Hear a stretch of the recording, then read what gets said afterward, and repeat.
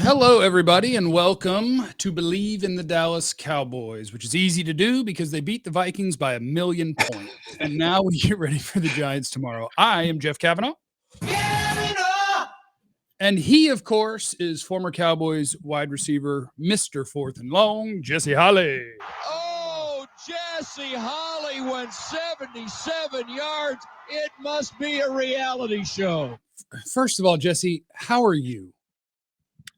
I'm good. So Wednesday. Today's Thanksgiving for me.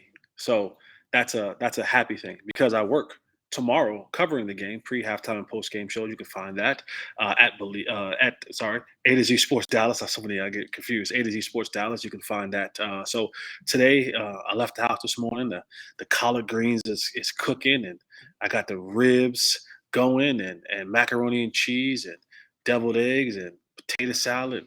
Yeah, mom's is getting it in. Mom's is getting it in at the crib. So about 5-ish today. It's gonna be a situation for your boy Jay Holly. You said ribs instead of turkey, so you just reject the bad meat and just insist on having something better? Yeah, no turkey in my household. Okay. We don't even play around. Fried, baked, boiled, it doesn't make a difference. We don't do turkey. The only time turkey is good is 2 times. I have smoked a turkey on a big green egg, and smoked turkey, it can actually stay moist, but most turkey is disgusting, so I'm not mad at you. This presentation brought to you by our friends at BetOnline, who remains your number one source for all your sports betting needs this season. You always find the latest odds, team matchup info, player news, game trends at BetOnline, where I believe the line has moved like 2.5 or 3 points for the Cowboys because they're way better than the Giants, and that's what should have happened, and everybody's been betting on them. It's the fastest and easiest way to bet on all your favorite sports and events, whether that's the NFL, NBA, NHL, MMA, tennis, boxing, even golf. Head to betonline.ag to join. Receive your 50% welcome bonus with your first deposit. Make sure to use the promo code BELIEVE, BLEAV, to receive your awards. BetOnline, where the game starts. Is there a place you would like to start in terms of previewing the Giants? Because I look at this game and I say, if you don't win it, we are going to be looking at the Cowboys like we do every other week, where this week it's they're going to the Super Bowl. Last week it was the Packers suck and you lost, so you suck. Like what? Just please beat the Giants. Please beat the Giants. And that line will probably move even more because it was just announced not too long ago that not one, not two, not three, but four of the starting offensive linemen for the New York Giants will not be making the trip to Dallas for the football game. So somewhere around this building, I'm at the Star. Micah Parsons and Tank Lawrence and Sam Williams and companies are walking around this like Well, they're licking their lips. The only look, it's disgusting to make that sound into a microphone. Stop it, Jesse. There are people that believe tell me this episode might go on their TV channels or something, and here you are doing that for crying out loud. Yeah, I mean, and when they had their offensive line, Tank Lawrence and Micah Parsons ate their lunch with Cooper Rush at quarterback, and you won a football game against the Giants. So I'm sure rookie right tackle Evan Neal, I was reading a Giants thing on the internet where they're like, I'm sure he'd love to get back out there and have another shot at Tank. And I'm like, yeah, so would Tank. He had a great time playing against you. He would love to do that again. So with them being even further depleted, that is bad news for the Giants. And the only way that I could see this game getting away from the Cowboys is if you're not able to score points early, and in some way, shape, or form they are, and they can run an offense that is dependent on hand it to Saquon, Daniel Jones keeps it, hand it to Saquon, Daniel Jones keeps it, hand it to Saquon, and they can really try your run defense. Like But it worked how? against But how? But like literally, your starting center, your starting left tackle, and your two starting guards are not playing in this. So even if you well, hold on, left tackle is Andrew Thomas out? I'm sorry. Your right tackle, Neil, is out. Sorry, Okay, because right if tackle, Andrew Thomas is out, he's their only good lineman. Those guys sucked anyway, Jesse. But so that means if they sucked and they started, Yeah. the guys behind that really gotta suck. Yeah, So- it's fair. I think the Cowboys want you so badly to pass the ball because when they get to rush the passer, it's game over. It's the best pass rush in football, which is kind of wild considering the personnel on it. I mean, Tank and Mike are great, but to be the best pass rush in football is, well, I guess with a duo that good, I guess it shouldn't be that surprising. But that's what they want from you. And the Cowboys run defense, even last week when it was like, look, pass rush is a privilege. they still were giving up 7 yards a pop or whatever to Dalvin Cook. And so if Barkley can get going, but yeah, I guess with that many backup offensive linemen, you're talking about dudes who are barely in the league. That's what I'd be like. Beat them by 50. You on to scoreboard, and I understand how tough it is to win in the National Football League. This game should be sponsored by 3-6 Mafia. This should be a certified whoop type game. It really should. I don't see. In addition to those offensive linemen, they lost another receiver.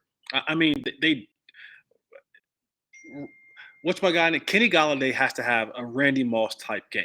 Like he has And to they have don't even want him on the team. That's what I'm saying. Something so bizarre has to happen in this game for the Cowboys to lose this game. It's not even funny. Like it's not even funny how lopsided this football game should be. And not crazy like that, but this should be an absolute beatdown. I don't see anywhere on the field that the Giants would have an advantage. Anywhere. No, I think if you wanted to, let me think. You don't have a door. I got one spot. I got one spot. Dory Jackson's not playing. I got one spot. Where? One spot. Where? Hot dog vendor? Whichever defensive tackle of the Giants is lined up over the left guard / center. That's all I got. Okay. Because they do have Leonard Williams and Dexter Lawrence. Okay. Yeah, they got two good D tackles. You got me. You got me. Spot. You got One me. spot. You got me. But yeah, I think the Cowboys are going to roll up in here, and if they don't win, we're going to have a lot to talk about. Because they should be able to handle up on this one. One thing I'm interested in going into this game is, and I said this on the radio today, 97.1 The Freak. If you're in the DFW listening area, 7 to 11 a.m., it's the Speakeasy. Me, Kevin Turner, and Julie Dobbs. And if you're outside the listening area, use the iHeartRadio app. You can still find it. Who do you think has more carries? Assuming that it's not like out of hand, if it's just a run-of-the-mill football game, Zeke or Tony Pollard has more carries. Like, did we see the shift happening with Pollard playing more snaps last week, or was that a combination of Zeke coming off injury and blowout? Who gets more carries? Only one time in their entire career when they played together, has Tony Pollard had more carries than Ezekiel Elliott. Once. And that's a great question. The Cowboys were late to the party, but they got to know it now. I mean, we are over halfway through a season where one guy's averaging 5.9 and one is 3.9. One guy got to start 2 games, and it was the best 2 rushing performances of the year. They got to know.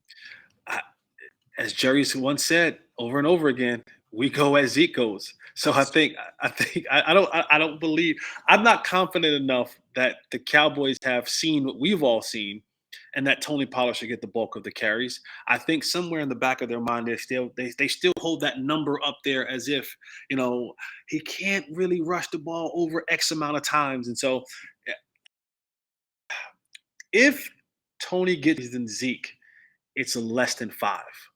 Like it won't be a crazy number. It won't be like Tony had 25 carries and Zeke had 8 or 12. It'll be like Zeke had 15, Tony had 19. Yeah, I could see, and it could be a high number if you do blow them out the way that we're expecting and hoping that the Dallas Cowboys do blow them out. You might end up, maybe you get about 8 Malik Davis carries towards the end of the game. That would be really nice. Yeah, Giants without Ojulari, Giants without Adoree', Giants without their entire offensive line. If this isn't the game where the Cowboys can kind of get that run defense on track in terms of, what they're going to do. It's actually not all that dissimilar to the Eagles, where Daniel Jones ain't Jalen Hurts, but man, one of those two is going to run the ball until they can't, until they're not allowed to. And then they're going to call their pass plays. So the Cowboys, you tell your corners, look, Daniel Jones ain't that good. Get ready to cover. We're going to go all walk up there and take away the run game. And that's it. If we get smoked, we get smoked.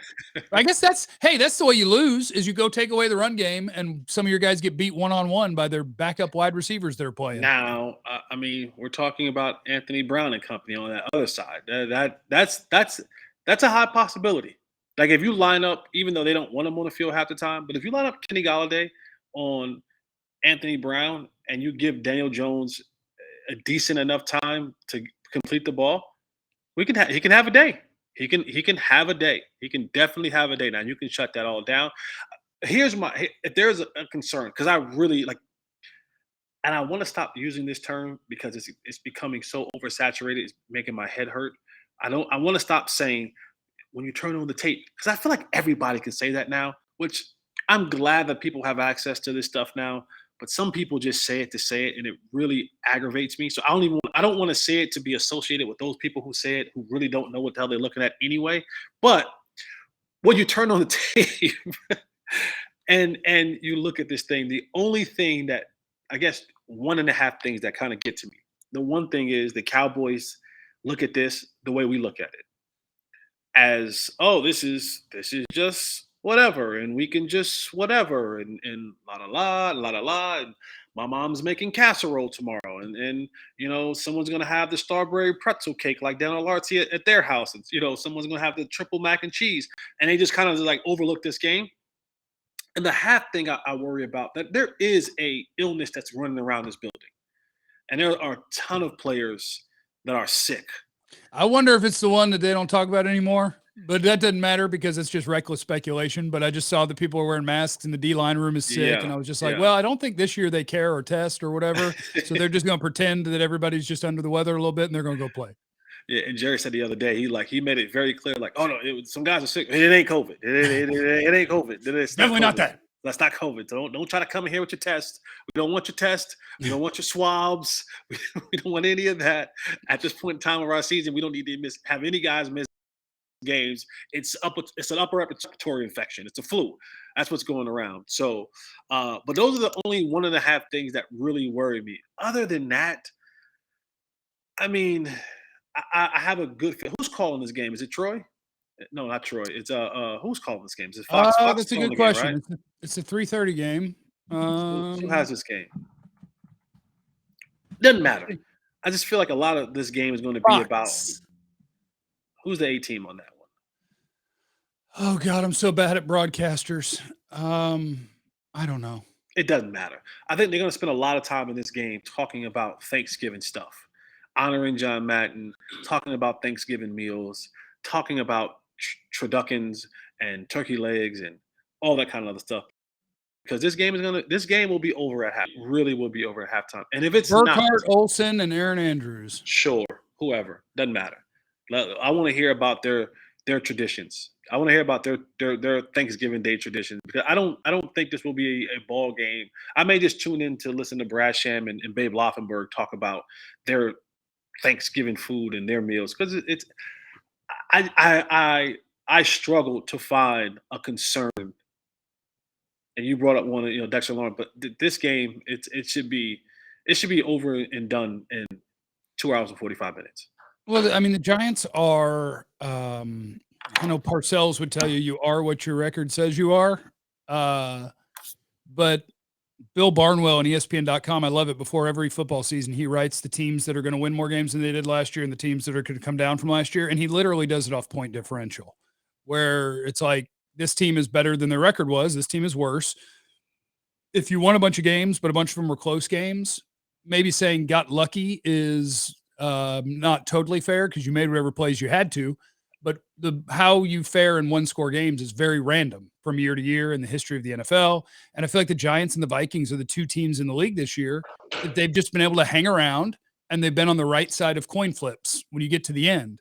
And if the Cowboys are as good as they're hinting that they are as of a week ago, and that we think they can be, then you're going to be one of the teams that beats them by 20 or 30, and you move on with your day because they're a fake 7-3, just like Minnesota was a fake 8-1.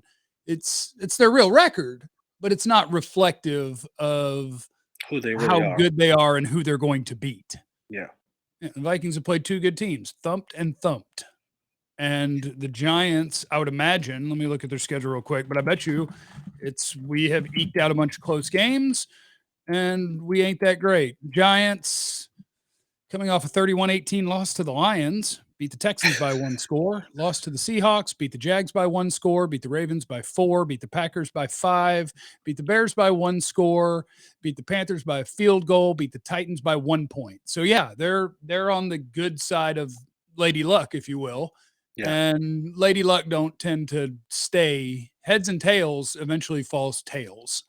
And you're missing a bunch of guys. Listen, Lady Luck is only as good as the opponent that you're facing. And like you said, if the Cowboys are who we think they are, or who they're hinting they could be, then Lady Luck gonna pack it up too, like the rest of us at halftime. Like she gonna head to the parking lot and say, you know what, let's get on to the crib and get some of this stuffing on our plates, because we love don't live here, or luck don't live here anymore. It should not be. This game should be in hand. Like, I expect to see Cooper Rush in this game. Like, that's how confident I feel. Like, I expect to see Cooper Rush. I expect to see, Jalen Tolbert, Malik Davis, those type of guys late into the third quarter, early fourth quarter. And they should be on the sideline, Zeke and those guys goofing off about holiday stuff and jumping in the kettles and all that kind of goofy stuff that they'll do. Because this game, it's over. Yeah, the worry is just that the Cowboys feel the same way. And they just show up and expect to win, and then it's 17-10 Giants. And when teams try to turn it on when they showed up without it turned on, it seems to be tough to do that. But you should be motivated, because this is the Odell Beckham Bowl. Okay? Ooh. This is the Odell Beckham Bowl. He's supposed to be visiting after Thanksgiving with the Giants and the Cowboys. What if he shows up tomorrow? Would that be insane? I think it would be great if he showed up and he was in Jerry's suite. What if he was in both of the owner's suites? What if he did one half and one half in the other suite? Like that. That would be like hilarious. Odell is that kind of person. Like, Odell loves attention, that he would do that. Yeah. Like, he would spend time in both suites. Well, and he's announced that he's allowed it to be announced that he's going to visit with the Cowboys and the Giants, the most popular franchise in the world and the team in New York. And then what he's going to do is he's going to sign with the 49ers without even mentioning them. He's just going to get all the attention and he's going to go sign with the 49ers. And that's going to be terrible. And like Von Miller said the other day, I don't know, like they have a pretty close relationship. He even said, he's like, they're going to visit the Cowboys, they're going to visit the Giants, but, wait till he gets a little Bills Mafia. So it's like, is Odell Beckham kind of playing this whole leverage thing? It's like, I'm going to most popular teams, right? I'm going to give you the most popular city in the world, and I'm also going to give you the most popular sports franchise that we have. And so, those things, what's going on, brother? Those things, can kind of play the, all right, who else wants to add a little bit of more money to this pot? But it'll be hilarious if Odell shows up to the game tomorrow. I would love it. I would love every bit of that. I hope that he signs with the Cowboys, because, all we can do is guess at what he has left coming off of an ACL and how ready is he and when will he make an impact and what is that impact. But there is the part of me that worries that this is like Adrian Peterson at the end all over again, where all the players in the league were like, I'm trying to recruit Adrian. And all of us on the outside are like, why? He's done. And like, it's these guys look up to Odell. They love Odell, because if you're 25, 26, you in high school were watching him enter the NFL or finish up college. And it's like, that's freaking Odell Beckham. My worry is that you get him and it turns out that Odell Beckham is no more. And it was just that you loved Odell. Just know that I've been on the side of, I don't think it's what it used to be. I've been on that side since this whole thing started, but I just want him to be one of your 3 best receivers a month from now. That's all I want. Okay. Be one of your 3 best a month from now, to give you an option in 11 personnel. So let's talk about Thanksgiving Day games. You've been a lifelong Cowboys fan. Not really. Not really? I actually grew up. I was born in St. Louis, so football didn't matter. It was Blues and Cardinals, and I liked Joe Montana. So I was a 49er fan. Then when he went to Kansas City, I followed Joe to Kansas City. I followed him to Kansas City, and then I moved to Dallas when I was 10, and over time adopted the Dallas teams. All right, so I don't claim to be a Cowboy fan. I'm a Cowboy analyst. What's your most memorable Cowboy Thanksgiving game? Randy Moss. I'm glad that you said the Randy Moss, because you know how insane that game is. Like, 3 for 160 and 3. But here's the funny part about it. Like, Michael Irvin went off for 10 for 137, and Chris Carter went off for 7 for 150 something, like 130 something in a touchdown. But no one talks about that. Like, no one talks about the other 2 receivers in that game who literally had great games. Mike had 17 targets. Like think Mike had 17 targets, 10 catches for 137. Randy had Megan, 55 I yards know. per catch. Yeah, yeah. His longest was 56 yards.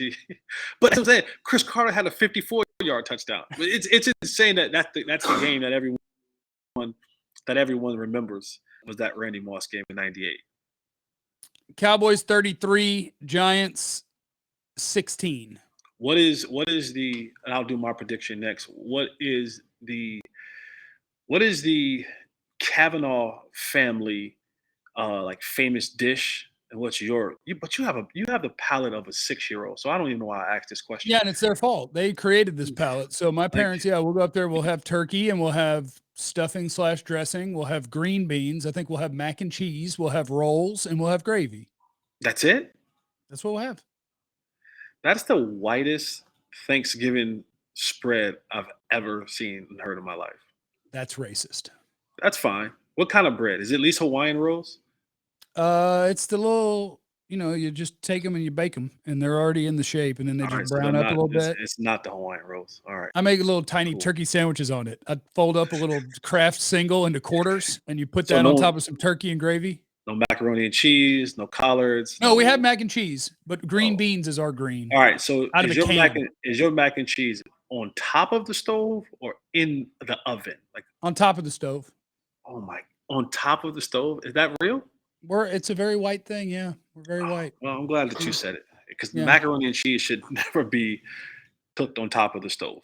Maybe prepare the noodles on top of the stove, but See, I think milk is disgusting. So I've gone now to where I get just the shells and cheese that doesn't require milk. You just need the packet, and I'm good. you're almost. That's why my 40. bones aren't strong. That's why your bones are not strong. That's why your bones are are so not strong. weak and brittle. No, well, if you ever want a little bit of substance to your Thanksgiving, just come on down to the Holly residence. Mama Holly's in there cooking it up. So, like I said, we don't do turkey at my house.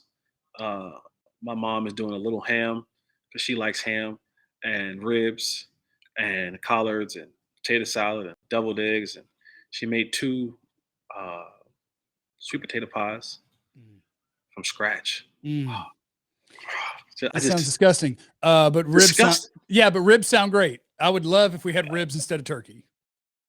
You got to stop this. My prediction is Cowboys. What did you say? 30? 33-16. I'm going 35. Cowboys 35-10. I love it. Late touchdown for the Giants. All right. That is Jesse Holly, former Cowboys wide receiver. And Representing. can you go on Bet Online and bet and see if anybody will jump in the bell and not in the bell in the bucket? Can you go to Bet Online and see that? I haven't checked the props. But I would probably bet on it. Yeah. I think Pollard will go in there on his 7th touchdown of the day. 7 times 7 is 44. You didn't pick that score. It's 49. 49. There we go. Same thing. Yeah. 49, 44, same thing. Oh, look, even at North Carolina, all you got to do is be able to play class School optional. at public high, as my coach used to always say, school first, football second. We believe that at Allen High School. I tell you that. There's a lot of classes I would spend in the receiver coach's room. He was teaching history. He'd give him busy work, and we'd go over route combinations. Okay, that's it. That is it. Oh. Thank you to Bet Online for presenting this bad boy. And remember, you have no idea what anybody's going through, so be cool to everyone. We love you. Be easy. Eliminate the contingencies and have a happy Thanksgiving.